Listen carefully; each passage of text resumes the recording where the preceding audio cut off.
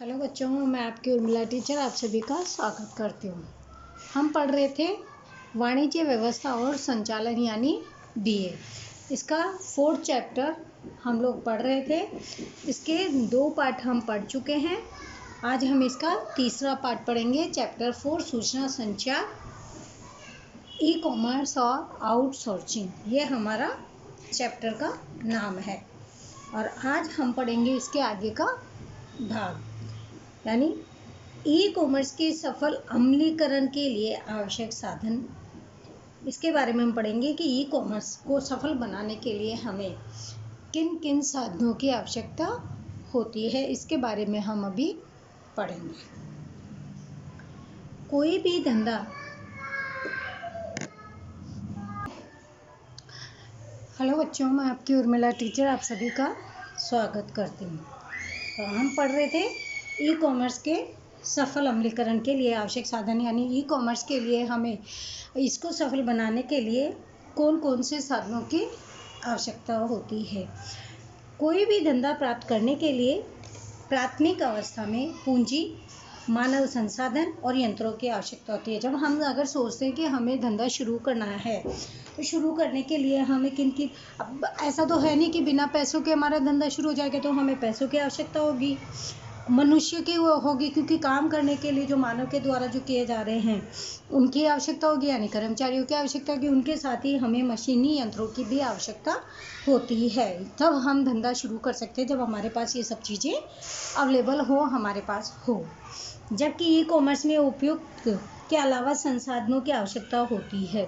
अब e commerce में क्या होता है, ये तो क्या है, ई कॉमर्स के सफल बनाने के लिए जो आवश्यक साधन है वो हम पढ़ रहे हैं। इसमें सबसे पहला क्या है, वेबसाइट। वेबसाइट विकसित करना, उसका संचालन करना, देखभाल करना और संवर्धन करना। वेबसाइट जब लोग बनाते हैं अपने खुद की, जब कोई वेबसाइट बनाता है तो उसको संचालन करना पड़ता है, यानी उसमें ही उनको काम करना पड़ता है अपनी वेबसाइट के अनुसार, ताकि वो वेबसाइट जब खुले तो उसमें सारी जानकारियाँ प्राप्त हो जाए। फिर उसकी देखभाल करना। देखभाल मतलब कि उसमें क्या क्या कमियां हैं, जैसे वेब ऐप अगर हमारी कोई कमियां होती तो हम उनको सही भी कर लेते हैं। वेबसाइट में वेब अर्थात www वर्ल्ड वाइड वेबसाइट अर्थात स्थल, यानी वो एक जगह होती है जिसके द्वारा हम, यानी वेब एक जगह होती है जिसके द्वारा हम अपने व्यवसाय को शुरू कर सकते हैं। सरल भाषा में वेबसाइट वर्ल्ड वाइड वेब, यानी www वर्ल्ड वाइड वेब पीढ़ी का पता होगा। इसके द्वारा किसका, पीढ़ी में जो व्यवसाय आप कर रहे हो, जो आप कंपनी आपके पास ना, जो उस कंपनी का पता इससे चलता है। वैसे वेबसाइट ये भौगोलिक पता नहीं है, बल्कि पीढ़ी के द्वारा दी जाने वाली सभी सामग्री ऑनलाइन उपलब्ध हो, ऐसा संकलित होता है। यानी इसके द्वारा क्या है, ऑनलाइन के द्वारा, कि ये वेबसाइट क्यों खोली जाती है कि ऑनलाइन के द्वारा भी व्यक्ति अपने व्यवसाय को कर सकते हैं। अब इसमें ये तो थी वेबसाइट। अब है इंटरनेट युक्त कंप्यूटर, जो इंटरनेट से जो जुड़ा हुआ होता है कंप्यूटर, वो।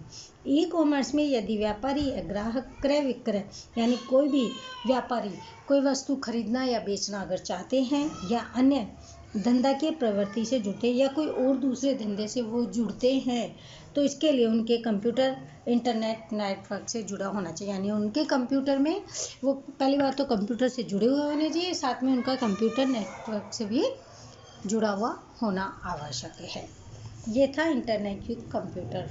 अब तीसरा है क्रेडिट या डेबिट कार्ड। ई कॉमर्स में क्रय विक्रय करने वाले व्यापारी एक दूसरे से परिचित नहीं होते। अब हम जैसे ऑनलाइन कोई वस्तु खरीदते हैं तो उनसे तो हमारी जान पहचान नहीं है ना वो हमें जानते हैं ना हम उनको जानते हैं, यानी एक दूसरे को कोई जानकारी नहीं होती है। इलेक्ट्रॉनिक माध्यम से अगर ई कॉमर्स से जब हम कोई वस्तु खरीदते या बेचते हैं तो इससे दोनों को मौद्रिक लेन देन का प्रश्न। अब जब हम एक दूसरे को किसी को जानते ही नहीं है और फिर भी हम कोई वस्तु खरीद रहे बेच रहे हैं, तो उसमें एक हमारे प्रश्न पैदा होता है, वो होता है मुद्रा का लेन देन, यानी पैसा देना और पैसा लेना।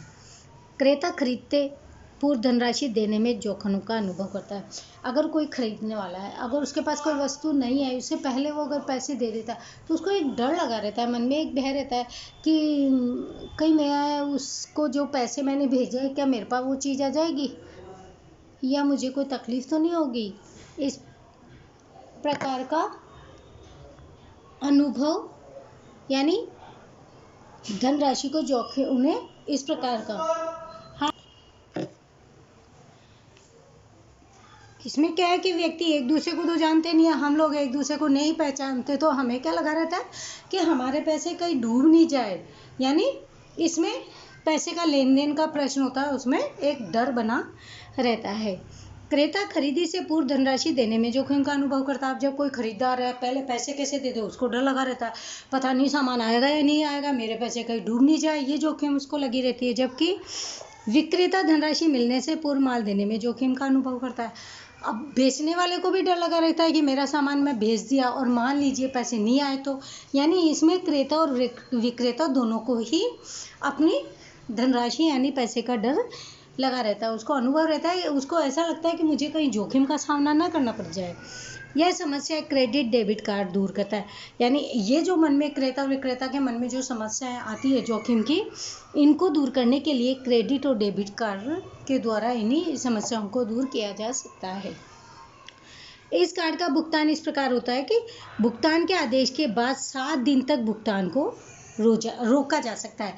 यानी अगर भुगतान को आपको रोकना है, यानी दे दिया और फिर भी आप उसके भुगतान को 7 दिन तक रोक सकते हो, जब तक आपके पास माल नहीं आ जाता आप उसको रोक सकते हो। इस प्रकार से कार्ड्स भी ई कॉमर्स के व्यवहार में महत्वपूर्ण है। यानी ये जो कार्ड होते हैं क्रेडिट एंड डेबिट कार्ड, इसके द्वारा भी हम अपने जो ई कॉमर्स है उसके द्वारा जो व्यापार करते हैं वो हम आसानी से कर सकते हैं, और ये हमारा क्रेडिट कार्ड महत्वपूर्ण साधन है ई कॉमर्स के अंदर। ऑनलाइन व्यवहार सबसे पहले है पूर्व खरीदी या विक्रय की अव्यवस्था, यानी पूर्व खरीदी हो या विक्रय की अवस्था हो, इसमें विज्ञापन जानकारी प्राप्ति का समावेश होता है। पहले जब हम खरीदते हैं तो या कोई चीज़ हम बेचते हैं तो उसमें क्या होता है, विज्ञापन के द्वारा हमें संपूर्ण जानकारियाँ प्राप्त होती है, क्योंकि उसके अंतर्गत सारी जानकारियाँ होती है। दूसरा है क्रय विक्रय की शर्तें, ये ऑनलाइन में जब हम लेते हैं तो उसके अंतर्गत आता है। इसमें मूल्य निर्धारण शर्तों का समावेश होता है, यानी खरीदने की शर्तें और बेचने की जो भी शर्तें हैं वो सबसे एक सूची बनी हुई रहती है, जिससे हमें उसकी संपूर्ण जो भी उसका व्यवहार है ऑनलाइन के द्वारा जो किया जाता है उसकी हमें संपूर्ण जानकारियाँ प्राप्त हो जाती है। तीसरा है माल या धन का भुगतान। पहली और दूसरी अवस्था में सूचना का प्रवाह जुड़ा हुआ होता है, यानी पहले से एक दूसरे किस प्रकार से क्या है उस संपूर्ण अवस्था का ध्यान रहता है, जबकि इस अवस्था में वस्तु और धनराशि के आदान प्रदान का समावेश रहता है। जबकि इस अवस्था में क्या होता है, जो वस्तु होती है जो धनराशि होती है वो आदान प्रदान यानी किस क्रय विक्रय के लिए किस प्रकार से लेनी और देनी है उसका भी समावेश इसके अंतर्गत होता है, यानी भुगतान किस प्रकार से किया जाना है। इंटरनेट के माध्यम के द्वारा ऑनलाइन व्यवहार किया जाए तो प्रक्रिया शीघ्रता से और कम खर्च में होती है। अगर ऑनलाइन इंटरनेट के माध्यम से हम ऑनलाइन जैसे घर बैठे कोई वस्तु सामान जैसे कर लेते हैं तो उसमें क्या होता है कि वो जल्दी भी पहुंच जाता है और खर्चा भी नहीं लगता है। यह समग्र प्रक्रिया ग्राहक के दृष्टिकोण से वर्णित है, और यह जो भी प्रक्रिया है वो ग्राहक आराम से जानता है या उसके लिए ये वर्णन बताया गया है कि किस प्रकार से क्या काम करना आवश्यक है। सबसे पहले है पंजीकरण।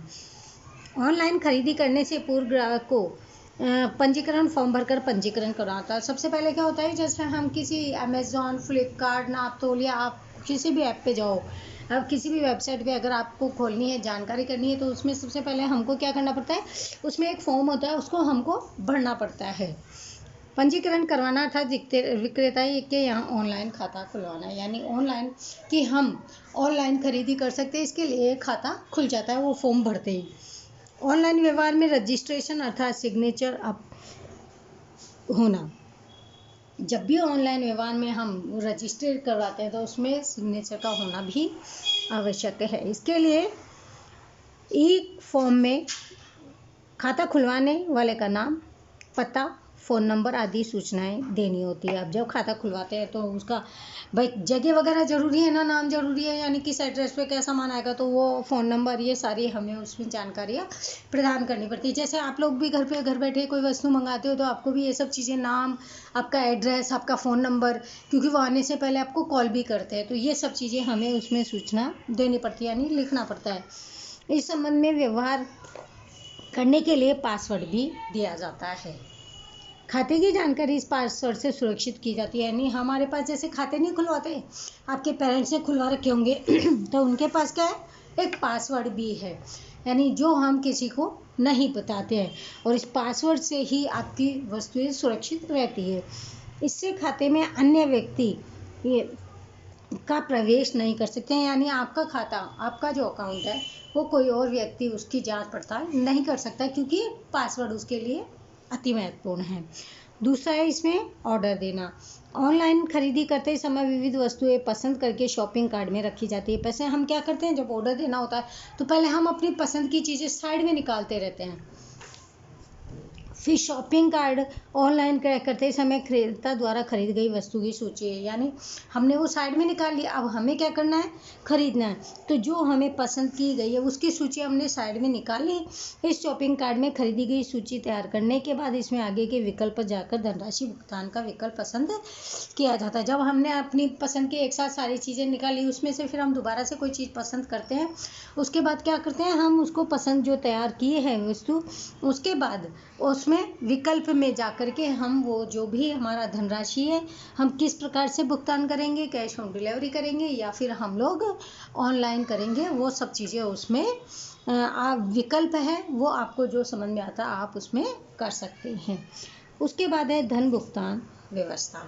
ऑनलाइन खरीदी में धनराशि का भुगतान विविध रूप से होता है, जैसे cash on delivery, cheque, net banking, transfer, credit card, debit card या डिजिटल के। आपके उसमें यह भी एक व्यवस्था होती है कि जो आप पैसा दोगे वो किस प्रकार से आपको देना है। आपके जो समझ में आया, आपको जो पसंद आता है, आप उस प्रकार से उसका पैसा का भुगतान आप कर सकते हो। अब है धनराशि भुगतान की प्रक्रिया। ये तो क्या था, ऑनलाइन व्यवहार किस प्रकार से किया जाता है, और अब है धन भुगतान की प्रक्रिया किस प्रकार से की जाती है। ऑनलाइन खरीदी में या धन का भुगतान विविध प्रकार से हो सकता है। सबसे पहले है कैश ऑन डिलीवरी, यानी घर पे जब वस्तु कोई आ जाती है उसके बाद हम उसको कैश देते हैं। ये धनराशि भुगतान इस पद्धति में खरीदी गई वस्तु मंगवाए गए पते पर प्राप्त हो उसकी धनराशि का भुगतान किया जाता है। जब आपने कोई वस्तु आपने मंगवाई है तो वो आपके जब घर पे आ जाएगी तो उसके बाद में आप क्या करोगे, उसकी आप पैसे, उसको वस्तु ले लोगे और धनराशि का भुगतान आप कर दोगे। वो होता है कैश ऑन डिलीवरी। दूसरा है चेक। ऑनलाइन व्यापारी ग्राहक की ओर चेक प्राप्त करने की व्यवस्था भी कर सकता है। जैसे ऑनलाइन व्यापार ग्राहक है, वो क्या कर सकते, चेक के माध्यम से भी अपने वस्तुओं का भुगतान करते हैं। वस्तु का क्रेता विक्रेता चेक देता है। विक्रेता व्यापारी चेक की धनराशि अपने खाते में जमा होने के बाद वस्तु को भेज देता है। विक्रेता क्या करता है, व्यापारी चेक की जो भी धनराशि है वो अपने खाते में जमा होने के बाद में, उसके बाद में वस्तुओं को भेजता है, यानी हाँ उसके पास पैसा आ गया, अब वो वस्तु को भेज देगा। तीसरा है नेट बैंकिंग ट्रांसफ़र। वर्तमान समय में बैंक इंटरनेट के माध्यम से धनराशि भुगतान अथवा स्थानांतरण की सुविधा भी ग्राहकों को देती है। अब भी क्या हो गया कि बैंक क्या करती है, इंटरनेट एक ऐसा हो गया जिससे क्या हो गया कि जो धनराशि का भुगतान है, जिस जगह की स्थानांतरण की जो सुविधा जिस जगह चाहिए उसके अनुसार भी वो उन्हें सुविधा ग्राहकों को देने लग गई है। इस प्रक्रिया में क्रेता भुगतान योग्य रकम अपने बैंक खाते में ऑनलाइन विक्रेता के खाते में ट्रांसफ़र कर देता है, यानी कहीं पे भी कोई भी इस जगह पे वो ऐसा अपनी भुगतान राशि को ट्रांसफ़र कर सकता है। यह धनराशि ट्रांसफ़र होने के बाद में ही माल को भेजा जाता है, यानी जब पैसा आ गया उसके बाद में माल को भेज दिया जाता है। फिर है क्रेडिट और डेबिट कार्ड। इस प्रकार के कार्ड को प्लास्टिक द्रव्य के रूप में भी जाना जाता है। ये कार्ड ऑनलाइन मुद्रा के व्यवहार के लिए विशाल पैमाने में किए जाते हैं। ये जो प्लास्टिक के कार्ड जो आप देखते हो नेट बैंकिंग में, क्रेडिट कार्ड, डेबिट कार्ड, जैसे हम लोग पेटीएम मशीन में भी जाते हैं तो ये कार्ड चाहिए होता है हमारे पास, तो उसके द्वारा हम धनराशि निकाल भी लेते हैं। और इसके द्वारा क्या है कि बड़े पैमाने आजकल तो यही है, बस वो कार्ड ले जाओ और कहीं पे भी घूमने फिरने चल जाओ, क्योंकि पैसे वैसे का तो प्रॉब्लम रहती है, इकट्ठे कौन लेके जाता है। पहले के टाइम में क्या था, लोग अपने साथ में पैसे लेके जाते थे, लेकिन आज क्या है, बैंकिंग ने, इलेक्ट्रॉनिक माध्यम ने, ई कॉमर्स ने इतनी सुविधा कर दी है कि लोगों को इधर उधर पैसे लेके जाने की कोई आवश्यकता नहीं रहती। जो प्लास्टिक की जो मुद्रा है उसके द्वारा ही उनका बड़े पैमाने में उपयोग किया जाने लग गया है। क्रेडिट कार्ड देने वाले बैंक कार्ड धारक को शाख क्रय करने की सुविधा भी देती है। अब शाख की सुविधा यानी जहाँ पर वो जा रहे हैं वहाँ पर कोई भी बैंक की शाखा है उसका भी उन्हें सुविधाएं प्रदान कर दी जाती है। कार्ड धारक की ऑनलाइन व्यापार की भुगतान योग्य राशि संबंधित बैंक चुका देती है, यानी बैंक के माध्यम से उनके पैसे उस वस्तु के भुगतान के लिए कर दिए जाते हैं। बाद में निर्धारित समय में कार्ड धारक एक रकम बैंक को चुका देता है। कार्ड धारक को हफ्ते से या अपनी सुविधा के अनुसार निश्चित समय में धनराशि भुगतान की स्वतंत्रता होती है, यानी एक टाइम पीरियड होता है, उसके अनुसार वो फिर बैंक को रकम को चुका देता है। डेबिट कार्ड धारक व्यक्ति को उसके खाते में जमा धनराशि जितनी ऑनलाइन खरीदी की सुविधा प्राप्त होती है। डेबिट कार्ड के द्वारा ऑनलाइन व्यवस्था भी होती है, तुरंत ही कार्ड धारक के खाते में से उतनी रकम का भुगतान किया जाता है। अब जो डेबिट कार्ड होता है उसमें क्या होता है कि जितनी भी सामान की खरीदी करी है डेबिट कार्ड के माध्यम से, तो वो जो भी उनके अकाउंट में जो पैसा होता है साथ के साथ उसका भुगतान ऑनलाइन माध्यम से कर दिया जाता है। अब है डिजिटल कैश। यह एक प्रकार की इलेक्ट्रॉनिक मुद्रा है जिसका मात्र साइबर स्पेस यानी इंटरनेट का विश्व में ही अस्तित्व होता है। ये जो डिजिटल कैश होता है इसका सिर्फ और सिर्फ जो इंटरनेट का विश्व इसके अनुसार भी इसका अस्तित्व होता है। इस प्रकार की मुद्रा का कोई भौतिक अस्तित्व या स्वरूप नहीं होता, परंतु बैंक वास्तविक मुद्रा में इलेक्ट्रॉनिक स्वरूप के उपयोग की सुविधा देती है। बैंक क्या है कि ये डिजिटल कैश की सुविधा भी बैंकों के माध्यम से ही व्यापारियों को दी जाती है। ग्राहक के द्वारा बैंक को आवश्यकता के अनुसार डिजिटल कैश जितनी मुद्रा का भुगतान होता है। तत्पश्चात ई कॉमर्स का फॉर्म संभालने वाली बैंक ग्राहकों को विशेष सॉफ्टवेयर भी भेजती है। ऑनलाइन क्रय के लिए डिजिटल कैश उपयोग में लिया जाता है। अब है व्यवहारों का रक्षण और सुविधा, व्यवहारों का रक्षण और सुरक्षा। परंपरागत वित्तीय व्यवहार की तुलना में ऑनलाइन व्यवहार में बहुत सी जोखिमें होती है। अब वो बात तो सही है, ऑनलाइन व्यवहार करेंगे तो जोखिम का सामना तो काफ़ी मात्रा में करना पड़ता है, जिनके परिणाम स्वरूप व्यवहार करने वाले व्यक्तियों को आर्थिक प्रतिष्ठा या मनोवैज्ञानिक स्तर पर हानि हो सकती है। अब इसका कारण क्या है कि उनके जो भी वो प्रतिष्ठित जो कंपनियां उनको भी इनका सामना करना पड़ता है। ई कॉमर्स में सुरक्षा की बात सबसे महत्वपूर्ण है, यानी सबसे महत्वपूर्ण क्या है कि किस प्रकार से उनकी सुरक्षा हो। ये जोखिम 3 प्रकार की होती है: व्यवहार का जोखिम, जानकारी का जोखिम, बौद्धिक संपत्ति और गुप्त जानकारी का जोखिम। ये संपूर्ण जानकारियाँ, ये 3 प्रकार की जो जोखिम है इसका सामना करना पड़ता है। अब है व्यवहार के जोखिम के सामने रक्षण। सबसे पहले ये जो 3 दिए हुए थे इनको अब हम डिटेल से पढ़ते हैं। सबसे पहले व्यवहार के जोखिम के सामने रक्षा किस प्रकार से की जा सकती है। ऑनलाइन व्यवहार में ग्राहक ने ऑर्डर नहीं दिया है ऐसा विक्रेता बताता है। अगर ग्राहक ने मान लीजिए ऑर्डर ही नहीं दिया है तो कभी ग्राहक ये बताता कि उसने ऑर्डर ही नहीं दिया है, ऐसा विक्रेता भी बोलता है, क्योंकि ये जोखिम का सामना, व्यवहार के जोखिम की रक्षा। अब कभी भी वो ऑर्डर दे दो या ऑर्डर ले लो और फिर मना कर दो, वो वाली बात हो जाती है इसमें कि कभी भी किसी भी चीज़ का ऑर्डर लेने के बाद उसे मना कर दिया जाता है। इसके अलावा माल के सही स्थान पर पहुंचने या गुणवान योग्य नहीं है ऐसी शिकायतें भी प्राप्त होती है। अब कई बार क्या होता है कि जो आप चीज़ मंगा रहे हो वो कंप्लेन आ सकती है कि आपने जो मंगाई थी वो वस्तु आपके पास नहीं पहुंच पा रही है, ये ऐसी भी शिकायतें हो जाती है। इन सब जोखिमों के निवारण के लिए खाता पंजीकरण के समय उचित पहचान पते की जाँच करना, ग्राहकों की सुस्थापित बिक्री की साइट से ही खरीदी करनी चाहिए। इन सब जोखिमों का से रक्षा करने के लिए क्या है कि संपूर्ण जो व्यवस्था, संपूर्ण जो जानकारी है, सुविधा है, वो उनके माध्यम से दे दी जाती है, जो सूची बनी हुई होती है। अब दूसरा है सूचना संग्रह के जोखिमों के सामने रक्षा। ऑनलाइन व्यवहार में ग्राहक ने ऑर्डर नहीं दिया, सूचना के संदर्भ में अनेक जोखिम होती है। महत्वपूर्ण जानकारी के स्वार्थ के उद्देश्य से या मात्र आनंद हेतु से चोरी किया जा सकता अथवा बदला भी जा सकता है। कई बार क्या होता है कि हम ऑनलाइन जो वस्तु मंगाते हैं वो कई बार बेईमानी से उन वस्तुओं को बदल भी दिया जाता है या फिर उनकी चोरी की जाती है। आप वायरस या हैकिंग के रूप, जैसे नहीं है वायरस आ जाता है अपने इसमें, या हैक हो गया हमारा कंप्यूटर वगैरह, या मोबाइल हैक हो गया, या फिर वायरस आ गया, उसी प्रकार से वायरस एक प्रकार का कंप्यूटर प्रोग्राम ही होता है। वायरस कंप्यूटर सिस्टम में अपनी नकल खड़ी करता है, यानी वायरस होता है क्या है, जो अपनी नकल को एक नया रूप दे देता है और सूचना को नुकसान पहुंचाता है। क्योंकि वायरस क्या होता है, ऐसे वैसे हम बोलते नहीं हैं कि कोई व्यक्ति बीमार हो गया उसमें वायरस हो गया, यानी उसके अंदर कीटाणु हो गए, उस शरीर को तकलीफ दे रहे हैं, नाश करे। उसी प्रकार से अगर कंप्यूटर में भी वायरस आ जाता है, उसका मतलब है कि वो उसको क्षति पहुंचा रहा है, नुकसान पहुंचाता है। वायरस स्क्रीन में प्रवेश करता है, कंप्यूटर कार्य में रुकावट डालता है। अब वायरस से तो कोई भी काम है, जो भी काम आराम से हो रहा था उसमें भी रुकावटें शुरू हो जाती है। निर्धारित फाइल को हानि होने का, संपूर्ण सिस्टम को उससे नुकसान होने का डर बना रहता है।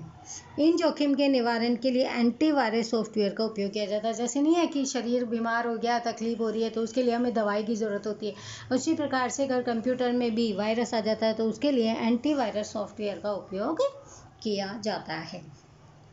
तीसरा है बौद्धिक संपत्ति और गुप्तता के जोखिम के सामने रक्षा। इंटरनेट खुला मंच है, एक बार कोई भी जानबूझ के जानकारी इंटरनेट पर रख दी जाता है तो सार्वजनिक हो जाती है। कोई भी हम कुछ भी बात अगर इंटरनेट पे कर देंगे तो वो वायरल हो जाएगी, चारों तरफ जल्दी से फैल जाती है। ऑनलाइन व्यवहार करते समय दी गई जानकारी ईमेल, फ़ोन नंबर, पता, नंबर, पासवर्ड, इसके अलावा धंधे की बहुत सी जानकारी गुप्त रखना भी आवश्यक है। हम हर किसी को तो अपना नाम, एड्रेस, फ़ोन नंबर नहीं देते, ये सब चीज़ें हमको गुप्त रखनी ज़रूरी है। इस प्रकार की जानकारी का दुरुपयोग होने की पूर्ण संभावना ऑनलाइन माध्यम से होती है। समय समय पर कई बार क्या होता है, हमारे पास भी काफ़ी सारी रिक्वेस्ट नहीं आ जाती जिन्हें हम जानते ही नहीं है, क्योंकि हम फेसबुक से नेट पे होते हैं। इसलिए समय समय पर उपभोक्ता को अपना पासवर्ड बदलते रहना चाहिए, क्योंकि क्या होता है कि इससे पासवर्ड हैक होने का या फिर आपका कोई चुरा नहीं सकता, इसलिए उन्हें बदलते रहना चाहिए। और फिर है आउटसोर्सिंग और बाह्य स्रोत।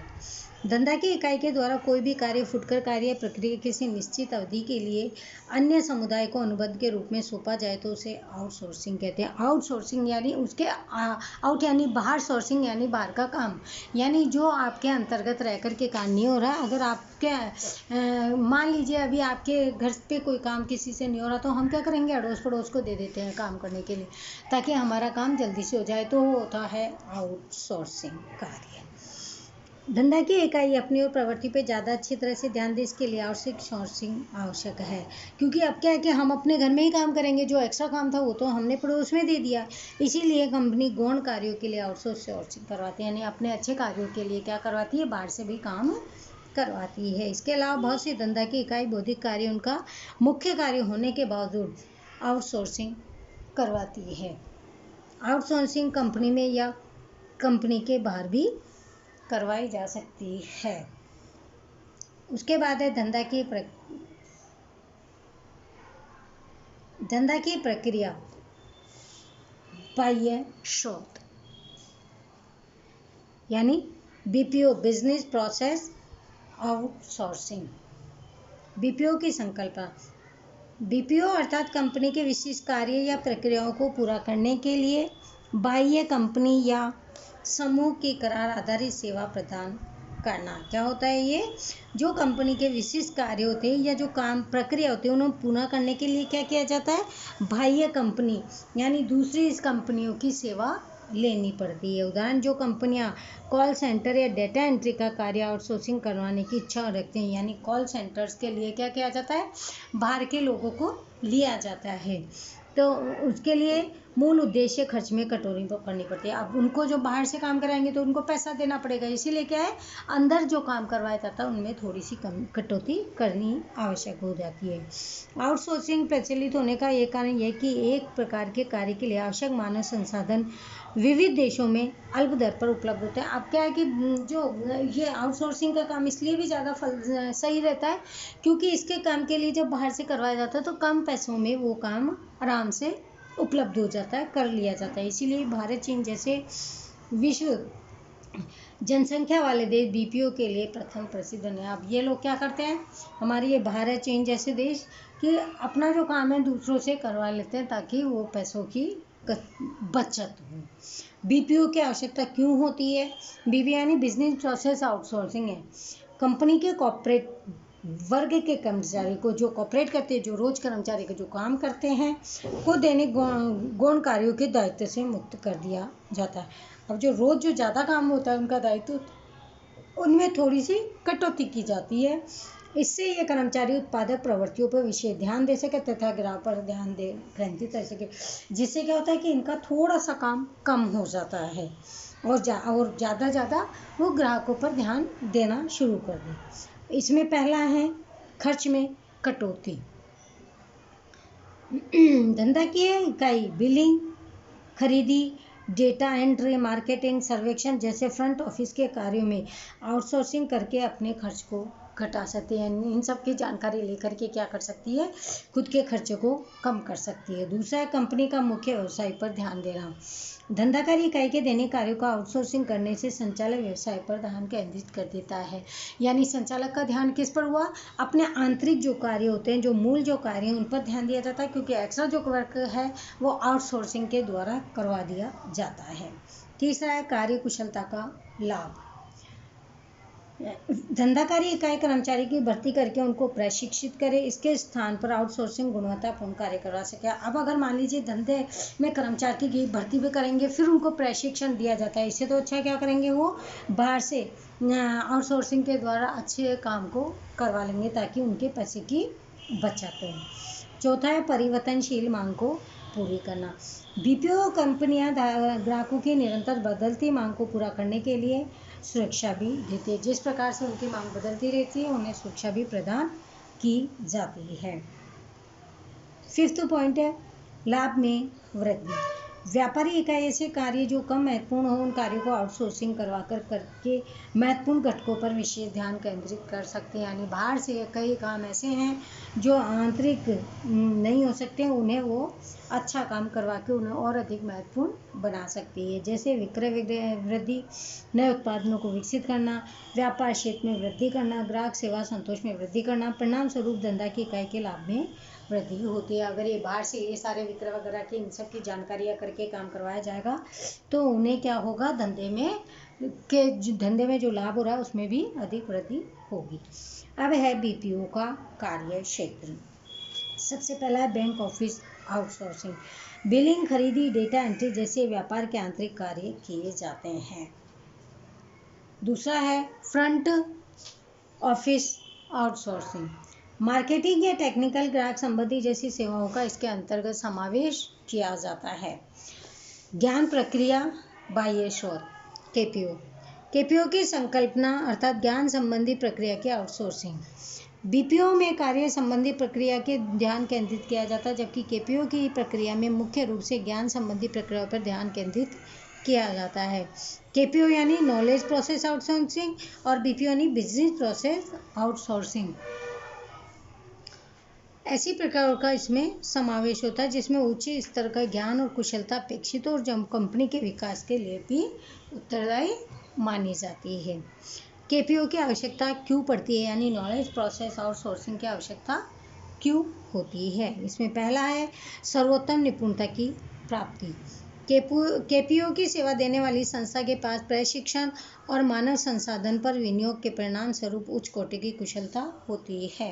यानी वो काफ़ी अच्छे से कुशल होते हैं अपने काम को करने में। धंधा की इकाई को इसका लाभ न्यूनतम खर्च पर प्राप्त होता है, यानी खर्चा भी कम होता है और अधिक से अधिक लाभ की प्राप्ति भी होती है।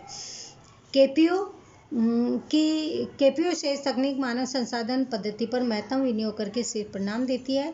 कार्य अनुभव होने के कारण उन्होंने उच्च स्तर की प्रवणता भी प्राप्त की हुई होती है, यानी अच्छा काम करने की उनमें नॉलेज भी होती है, जानकारी भी होती है। कौशलों की प्रवीणता धंधा की इकाई को न्यूनतम विनियोग में अधिकतम लाभ भी देती है, यानी ऐसी नॉलेज होती है उनमें कि कम से कम कंपनी का खर्चा लगे और अधिक से अधिक उन्हें लाभ की प्राप्ति हो। दूसरा है स्रोतों का महत्तम उपयोग। प्रत्येक धंधा की इकाई को प्राप्त साधन सीमित होते हैं। जो भी धंधा की इकाई में है तो जो उत्पादन करने के जो साधन है वो तो सीमित ही होते हैं, लेकिन आउटसोर्सिंग के कारण मानव संसाधन उनसे मुक्त हो जाते हैं। अब जो उनके पास जो साधन है, लेकिन अगर कंपनी में आउटसोर्सिंग के द्वारा काम करवाया जाता है तो वो व्यक्ति जो कंपनियों में काम करते हैं, धंधा के करते हैं, वो भी इस साधन से मुक्त हो जाते हैं। उनका अधिकतम उपयोग ग्राहक लक्ष्य प्रवृत्तियों में किया जाता है। फिर ज़्यादा से ज़्यादा उनका उपयोग ग्राहकों के लक्ष्य, यानी ग्राहकों को क्या लक्ष्य, उन्हें क्या चाहिए, उसकी ओर ध्यान दिया जाता है। तीसरा है जटिल समस्याओं का समाधान। विविध जटिल समस्याएं जिनमें उच्च स्तर के तकनीकी कौशल की आवश्यकता होती है, ऐसी समस्याओं का निराकरण आउटसोर्सिंग को आराम से और सरलता से किया जा सकता है। 4th पॉइंट है मुख्य कार्यों पर विशेष ध्यान। आउटसोर्सिंग की सहायता से धंधा की इकाई अपने मुख्य कार्य पर विशेष ध्यान केंद्रित कर सकती है। जैसे कोई एक विद्यालय कंप्यूटर शिक्षण, कैंटीन की सुविधा, स्टेशनरी की सुविधा जैसे कार्यों में आउटसोर्सिंग करे तो संस्था के मुख्य कार्यों पर अधिक ध्यान दिया जा सकता है। अगर ये बाहर के कार्य हैं और इन पर अगर किसी आउटसोर्सिंग के द्वारा काम करवा लिया जाता है तो जो आंतरिक कार्य उन पर और अधिक ध्यान से वो कार्य संपूर्ण और अच्छे से हो सकते हैं। 5th पॉइंट है द्रव्य का महत्तम उपयोग। धंधा की इकाई में बहुत से कार्यों की आउटसोर्सिंग की जाती है, तो ऐसे कार्यों के लिए पूंजी विनियोग करने की आवश्यकता भी नहीं होती है। अब उसमें पैसे लगाने की ज़रूरत ही नहीं होती, क्योंकि बाहर बस काम करवाया और उनको पैसा दिया। और जो आंतरिक जो व्यक्ति है उनमें काम करवाने के लिए पैसे भी दिए जाते हैं। जैसे वो काम किस में करेंगे तो उनके लिए यंत्र, मशीनरी, पूंजी, इन सब की आवश्यकता भी होती है। परिणाम स्वरूप इस पूंजी का महत्तम उपयोग धंधे के विकास के लिए किया जा सकता है, और जो पैसा बचता है उससे अधिक से अधिक जो पैसा अधिक से अधिक उपयोग में लेकर के कंपनी के धंधे को और आगे बढ़ाने के लिए उसमें कर सकते हैं। 6 पॉइंट है खर्च में कमी। आउटसोर्सिंग के प्रचलित होने के मुख्य कारणों में एक कारण खर्च में कमी भी हुई है, क्योंकि अंदर अगर 10 कर्मचारी रखेंगे उसके बदले में 2 आउटसोर्सिंग से करवाया जाता है तो खर्चा कम हो जाता है। कंपनी के द्वारा बाजार प्रक्रिया, संशोधन, विकास जैसे कार्य की आउटसोर्सिंग करने से धंधे के आय में के खर्च में भी कमी होती है। और 7वां पॉइंट है हमारा जोखिम में कमी।